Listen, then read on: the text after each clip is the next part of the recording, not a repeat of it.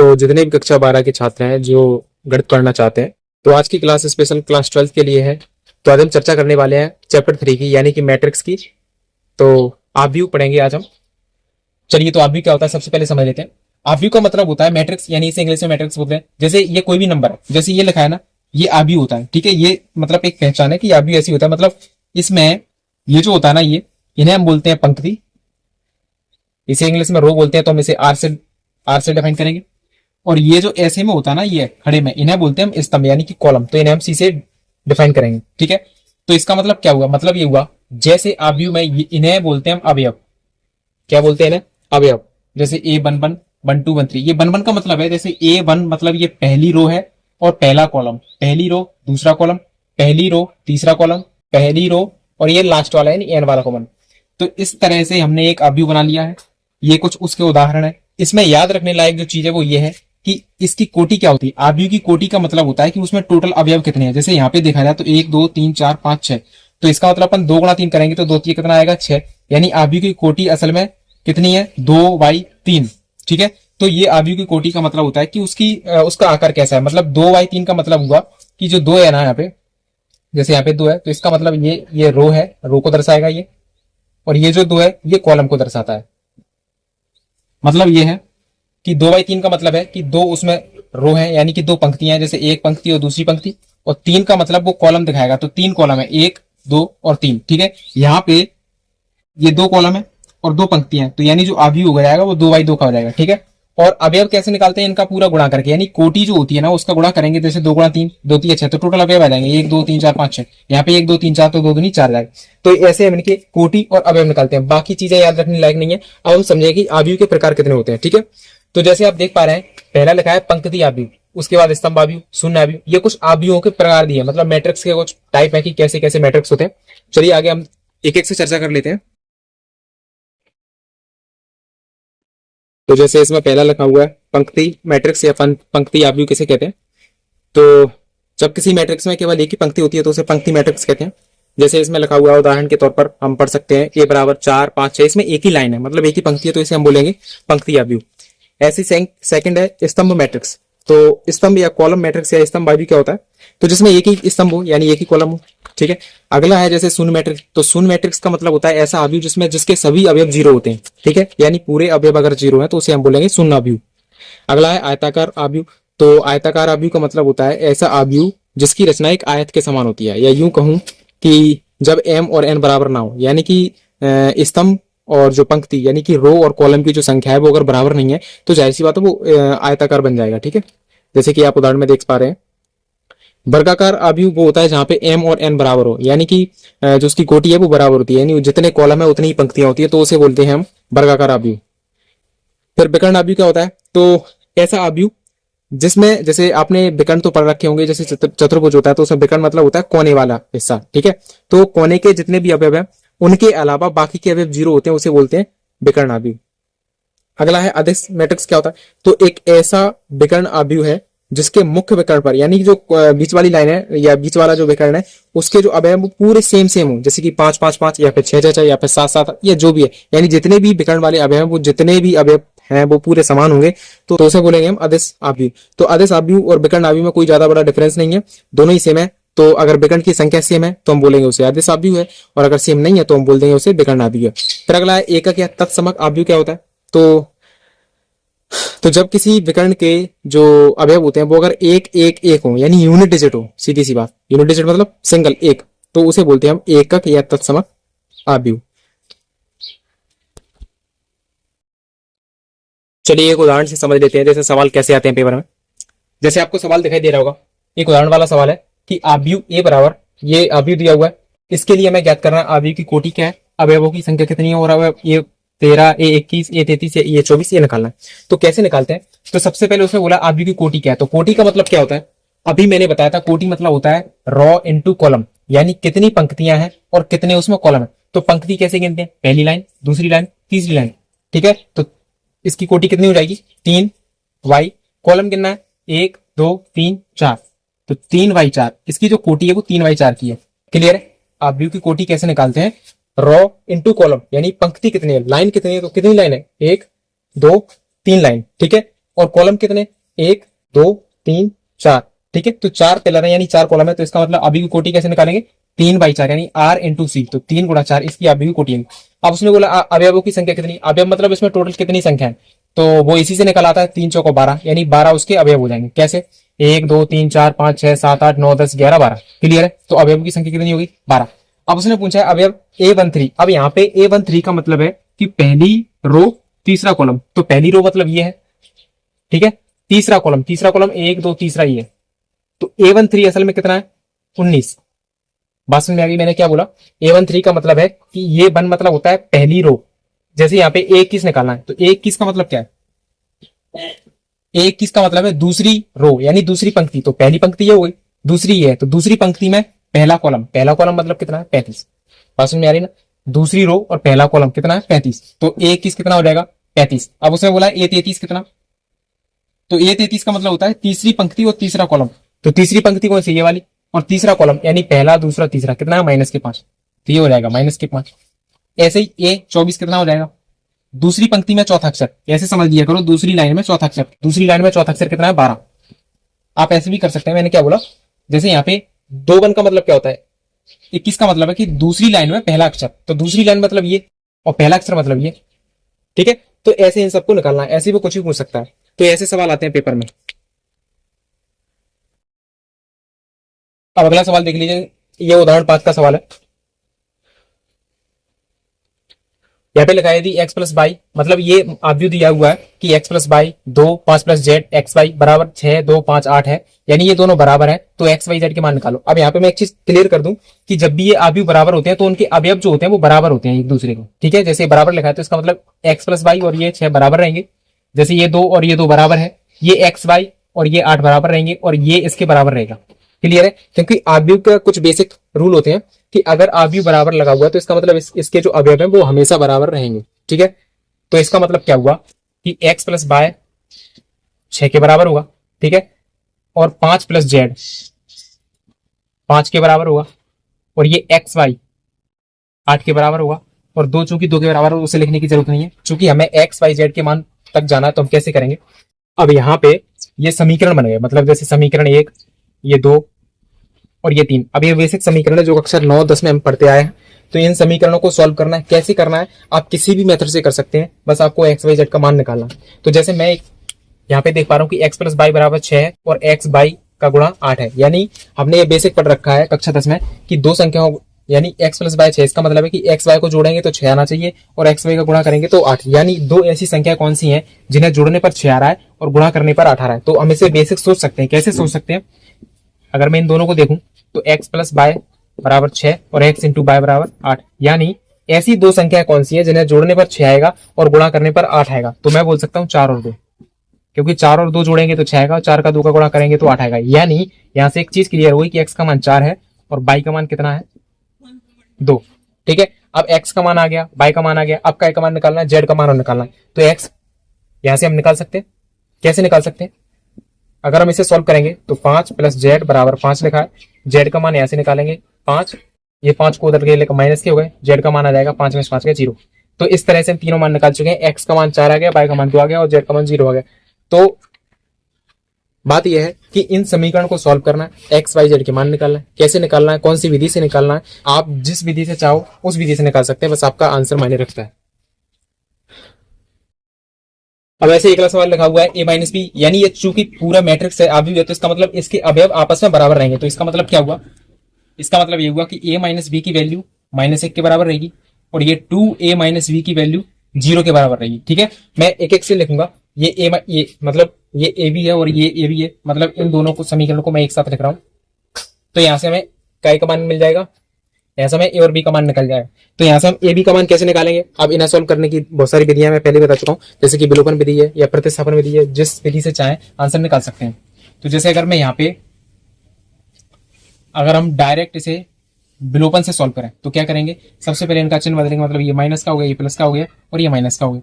तो ए और ये 2a, ये 2a और ये 1 है, तो ये माइनस का 1 बचेगा, ये b और ये चूंकि माइनस का है और ये प्लस का है तो ये कैंसिल होके कुछ भी नहीं, मतलब 0 हो जाएगा कैंसिल, और ये माइनस का 1 बचेगा।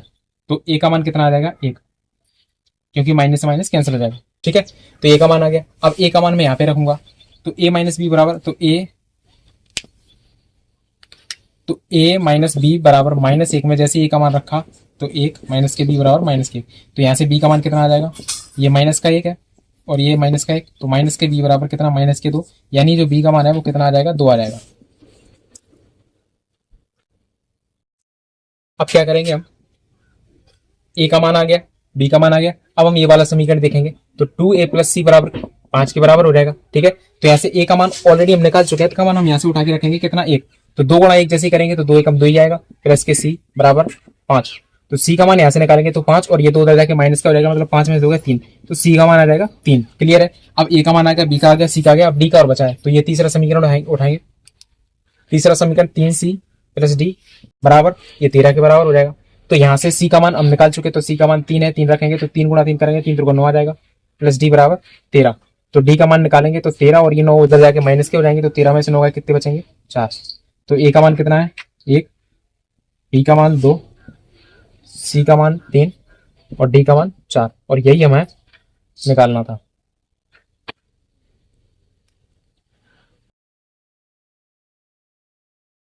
ठीक है, तो आई होप सवाल समझ में आ गया होगा। अगर सवाल फिर से नहीं समझ, मैं एक बार फिर से क्लियर कर देता हूँ। मैं पहले ही बता रहा हूँ कि ये और ये हमेशा बराबर रहते हैं, तो पहले हमने पहले सोच लिया कि a माइनस बी इसके बराबर होगा, फिर हमने इसे नहीं लिखा, हमने लिखा ऐसे। ठीक है, तो 2a माइनस बी बराबर 0 के बराबर होगा, क्योंकि a माइनस बी और ये ये भी ए बी वाला है और ए बी वाला है, तो इसका मतलब ये है कि हम इसे विलोपन से सोल्व कर सकते हैं। अब विलोपन तो आनी चाहिए, अक्षर इसमें पड़ी होगी। तो इस तरह से हमने ए का मान निकाला, बी का मान निकाला, फिर हमने इसमें ए का मान रखा, सी का आ गया, सी का मान इसमें रखा, डी का आ गया। ठीक है, तो इस तरह से हमने पूरा जो सवाल है सॉल्व किया, इक्वेशन बनी थी उन्हें सॉल्व करके ए बी सी डी के मान निकाले। ठीक है, तो आगे कुछ और सवाल देख लेते हैं। चलिए अगला सवाल है प्रश्नावली 3A का 6वां सवाल है, जो भी किए हैं एग्जाम्पल उसी के जैसे सवाल है। तो 6वें का पहला सवाल लिखा हुआ है कि 4 3 x5 और ये y z x5 और यहाँ पे x y z के मान निकालना, तो कैसे निकालेंगे। बेसिक बहुत छोटे छोटे सवाल है। तो अभी मैंने क्या बताया, ये इसके बराबर रहेगा, तो y का मान कितना हो जाएगा, 4। कुछ भी नहीं करना है, डायरेक्ट मान आ गया।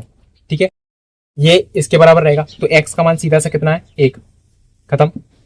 y का मान कितना है, 4, खत्म। z का मान निकालना है, z यहाँ पे, तो ये इसके बराबर रहेगा, तो z का मान कितना हो जाएगा, 3, खत्म। मतलब कि आंसर आ गए। क्लियर है। यानी कुछ सवाल ऐसे आएंगे जिन्हें आप देखते ही सॉल्व कर सकते हैं। अगला सवाल है x plus y plus z, ये पूरा सवाल है और ये यानी ये इसके बराबर रहेगा, ये इसके और ये इसके। ठीक है, करना वैसे ही है। तो x plus y plus z ये 9 के बराबर रहेगा, इसे समीकरण 1 मानेंगे। x प्लस जेड ये 5 के बराबर रहेगा, समीकरण 2। वाई प्लस जेड 7 के बराबर रहेगा, समीकरण नंबर 3। अब यहाँ पे अगर आप देख पा रहे हैं तो ये सबसे बड़ी इक्वेशन है, x plus y plus z बराबर 9। ठीक है, तो इस इक्वेशन में से अगर हम x प्लस जेड घटा दें, ये सब आपके दिमाग के सोचने पर डिपेंड करता है कि आप कैसे सोचते हैं कि x plus y plus z है, और अगर हम इसमें से x प्लस जेड घटा दें, चूंकि x प्लस जेड अगर घटाएंगे तो y बचेगा, तो हम क्या लिखेंगे, समीकरण 1 में से समीकरण 2 को घटाने पर, यानी समीकरण 1 माइनस समीकरण 2। तो जैसे ही इसमें से घटाएं तो क्या होगा, x plus y plus z ये लिखा, फिर इसके बाद में ये LHS लिखेंगे तो x, और ये चूंकि घटा रहे हैं तो ये चिन्ह बदल जाते हैं, तो x माइनस की जेड हो जाएंगे बराबर 9 माइनस के 5। उम्मीद है सब यहाँ तक तो क्लियर हो गया होगा। ये माइनस से माइनस के कैसे बचे कि x प्लस जेड बराबर 5 लिखा है तो हमने घटाना है, तो मैंने एक स्टेप आगे लिख दिया। कैसे, जब हम इसे घटाएंगे तो घटाने का चिन्ह पहले आगे आएगा, तो माइनस का x हो जाएगा और ये माइनस प्लस क्या हो जाएगा, माइनस। तो ये इस तरह से हम डायरेक्ट करेंगे, तो ये x और z, ये x और z तो कैंसिल हो गए। अब y का मान कितना आ गया, सीधा 9 में से 5 के 4, तो y का मान आ गया 9 में से 5 के 4। ठीक है, ऐसे ही इसे सॉल्व करना है। तो इसमें से जब हम इसे घटाएंगे y प्लस जेड को, तो y प्लस जेड यानी y प्लस जेड कैंसिल हो जाएगा, तो x का मान कितना आ जाएगा, 9 में से 7 गए 2, तो x का मान कितना आ जाएगा, 2। आप इसे घर पे करेंगे, मैं सिर्फ बता रहा हूँ। तो x का मान 2 आ जाएगा। अब x का मान आ गया, y का मान आ गया, z का मान और चाहिए, तो चाहे अगर यहाँ से चाहेंगे तो x का मान यहाँ पे रखेंगे, तो यहाँ से z का मान निकालेंगे। अगर यहाँ से निकालना है तो y का मान यहाँ पे रख देंगे, तो भी z का मान आ जाएगा। जैसे अगर y का मान कितना है, 4, तो यहाँ पे अगर y का मान 4 रखेंगे तो 7 में 4 गए 3, तो z का मान आ जाएगा 3। यहाँ से भी z का मान आएगा, कैसे, x का मान कितना है 2, तो 5 में 2 गए तो भी 3 आएगा। यहाँ से भी आ जाएगा, कैसे, x का मान 2 है, y का मान 4 है, तो 4 तो 6, 9 में 6 गए 3। यानी जैसे चाहे वैसे हम इसे सॉल्व कर सकते हैं।